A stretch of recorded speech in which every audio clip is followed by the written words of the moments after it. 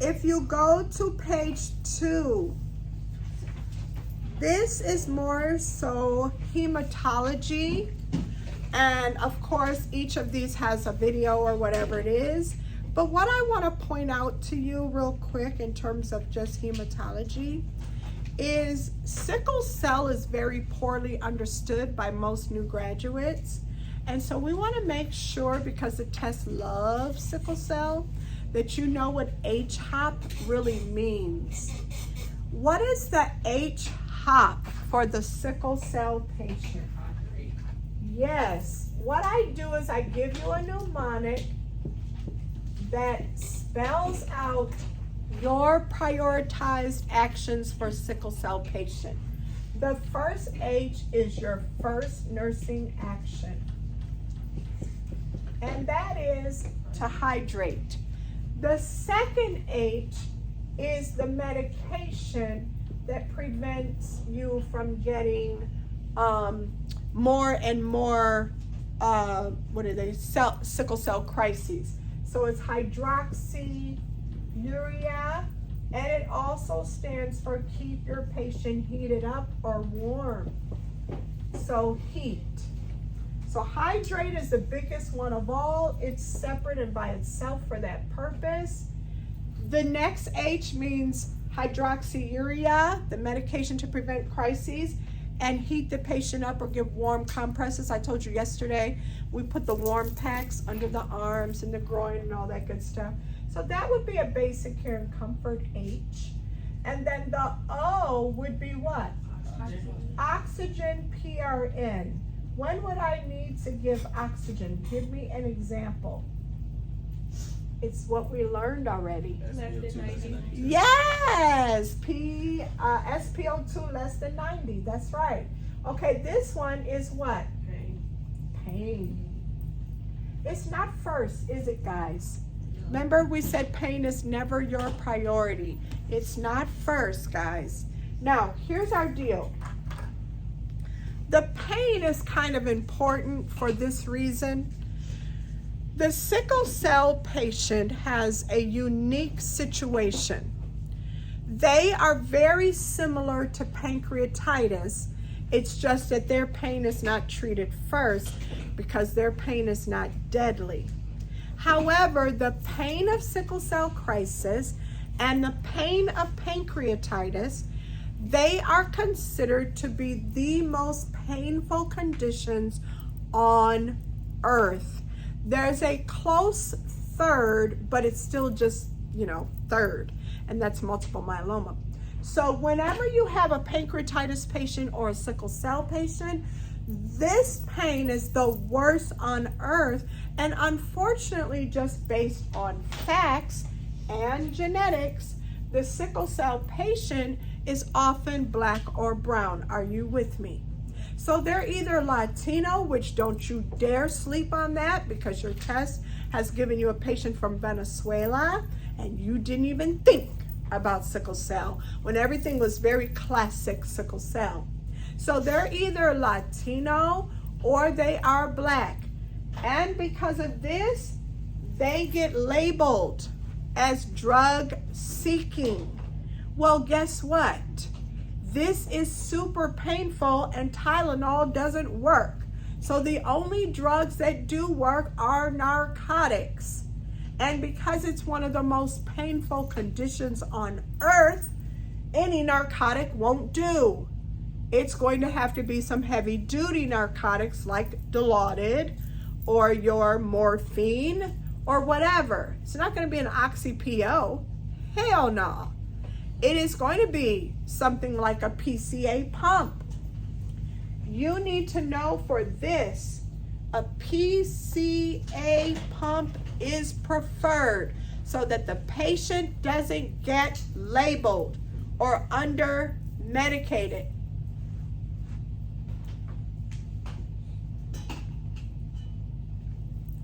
Do y'all know somebody famous with sickle cell? T-Boz in TLC, yeah, T-Boz. Okay, all right. Now, moving on. I wanted to point that out because you sure as hell wouldn't know what HOP was. Do you see the A.N.T that we covered yesterday? Everyone? Look at what else I wrote for you under A.N.T.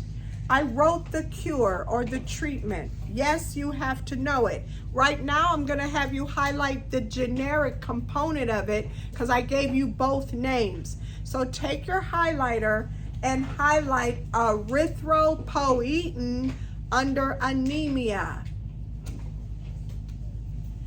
Under neutropenia for the treatment, highlight filgrastim.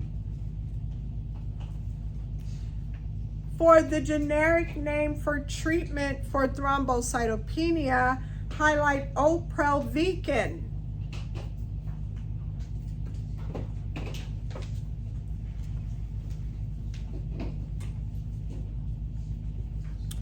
Now, if you go down, you'll see something that says DIC. It's very important that you say right underneath means DIE. So DIC means DIE. You die. This is very deadly. This is blood coming out of every orifice of your body. So when in a rare incident, and I do mean super duper rare, we had a patient die in maternity, it was usually from this. When that happened, blood was coming out of every part of her body. Any hole that exists, blood can come out. It can come out of the tear ducts, which are right here, making your eyes look bloody red. It can come out of your ears. It definitely can come out of your nose and your mouth. It can come out of your endotracheal tube. It can come out of your chest tube. It can come out of your Foley or your Corpac. It can come out of your rectum. It can come out of that IM injection I gave you yesterday. There's still a hole. You can bleed from anywhere. You're going to have blood coming out of their incision, drainage systems, wounds, any open area. This DIC patient will bleed through all of them. And that is when they die, of course. Now, what is the number one cause, or not even cause, but risk factor for DIC? Sepsis. The other one is maternity emergencies. That's why I mentioned maternity, especially things like previas and abruptions and complications after C-section. Does that make sense, guys? Okie dokie smoky. The next part is really important because it talks about IVs, and every single one of you are going to do them. So here's the general rules. I see it broken every damn day I work. I probably should say that again. Here's the general rules. I see them broken every single day I work. I'll never forget it. The other day, peep this. Tourniquet was put on up here. They slapping a hand down here. The fuck? Okay, so here we go. Number one, and I do not break this rule ever. You get no more than 2 pokes. Because you thought you had it the second time. Now you're going to fuck it up a third? Nah, you ain't doing that.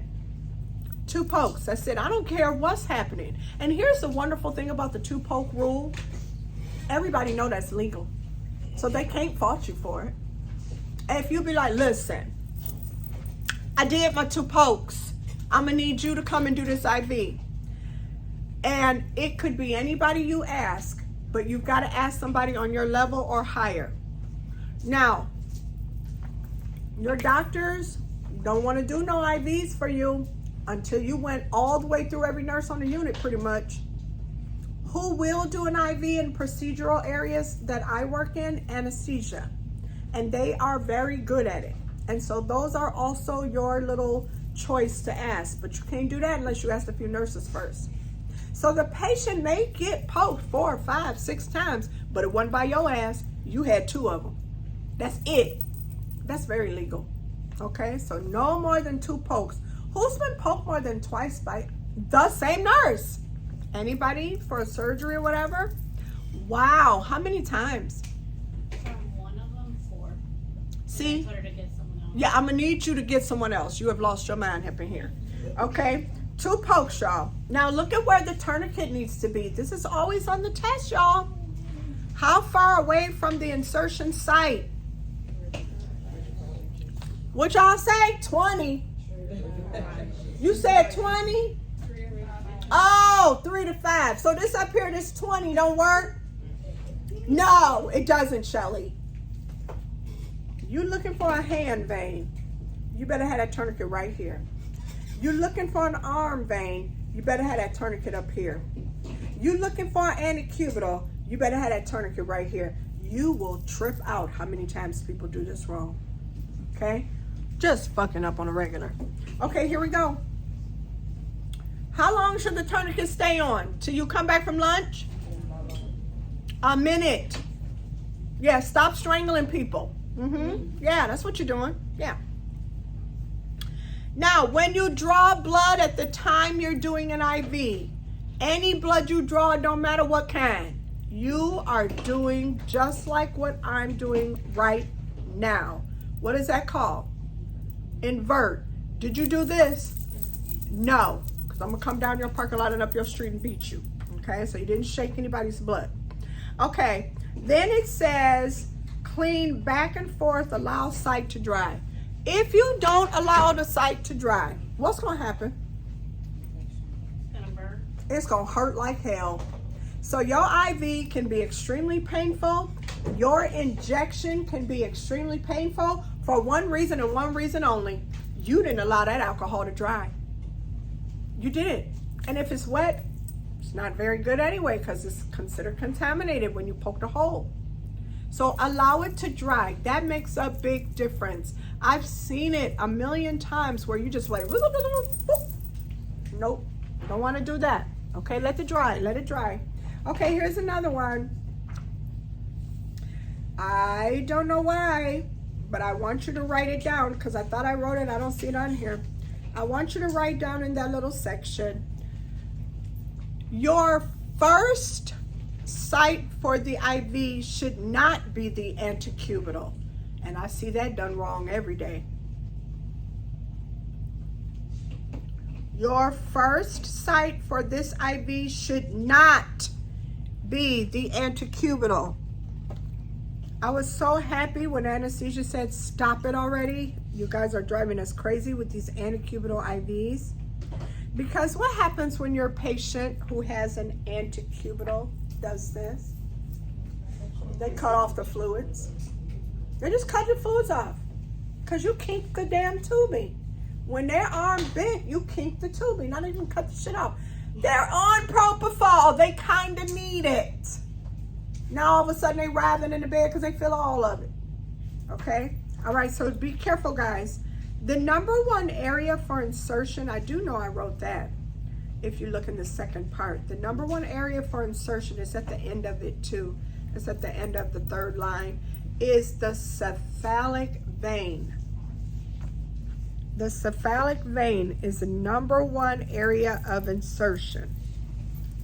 Usually mine is huge, but I'm a little dehydrated, but it's still kind of prominent and big. I'm gonna come around.